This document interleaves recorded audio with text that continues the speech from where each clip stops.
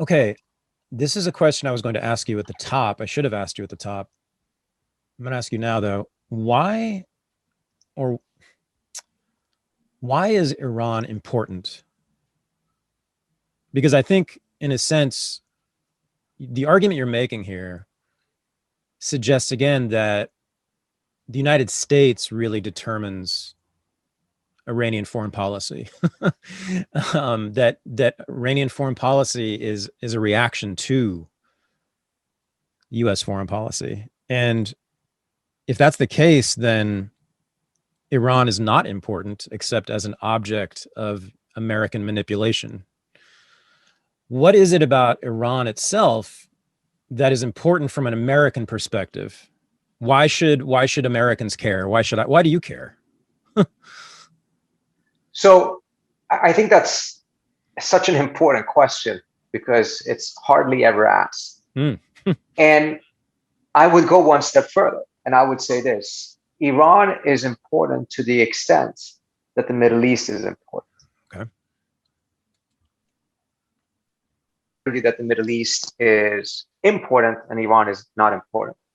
You cannot argue that the Middle East is not important, but suddenly Iran is important, right? So Iran is in the Middle East. It's a major country in the Middle East. So the question really is, why is the Middle East important to the United States? And is it? In our view, at the Quincy Institute, the United States actually only has two vital interests in the Middle East. One, because of the resources in the region, it is important for the United States that no hostile hegemon establishes hegemony in the Middle East and can control those resources because of the potential risk that it poses to the United States.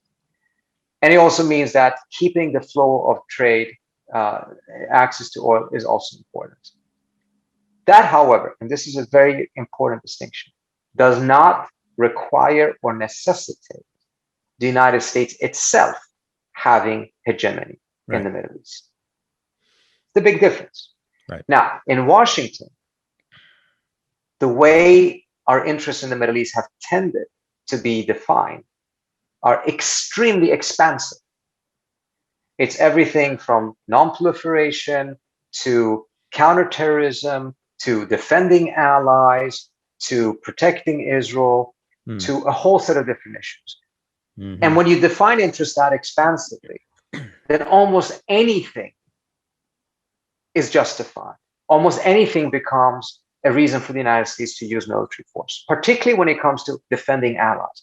Defending allies essentially means we are just completely allowing allies, or oftentimes not even allies, strategic partners, to define what our interests are. They define our foreign policy. Why are we in Yemen? What is the national interest of the United States that is actually at risk in Yemen? Right. Well, we're only there because we are, for reasons that we need to have a completely different conversation, a strategic partner of Saudi Arabia. Mm-hmm. And because they're in that conflict, or they helped start that conflict, we have to support them. Right. So we are sacrificing our own interests, or we're defining our interests in such a way that our interest is Saudi Arabia's interest.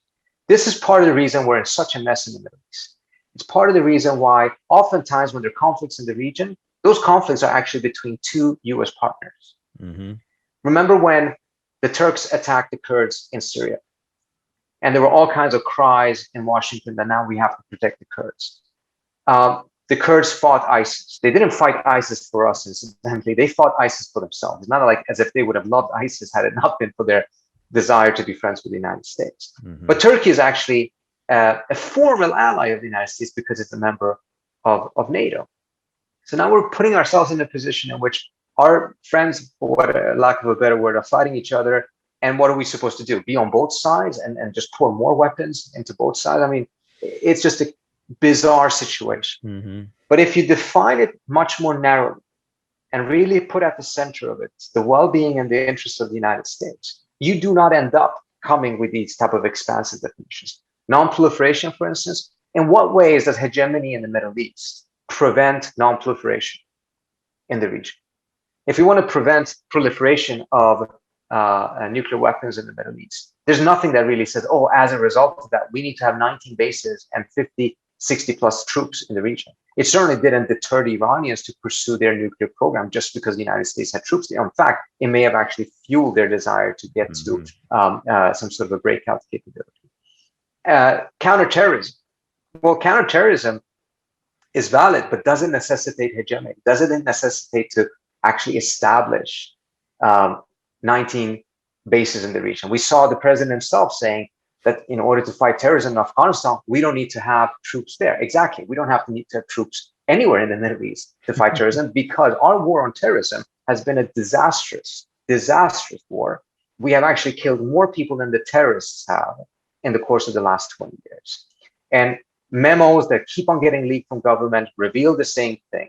The more we kill, the more we use drones, the more we bomb, the more we provide a recruiting tool for the terrorist organizations. That certainly has been the case with the use of drone warfare in Pakistan and Yemen.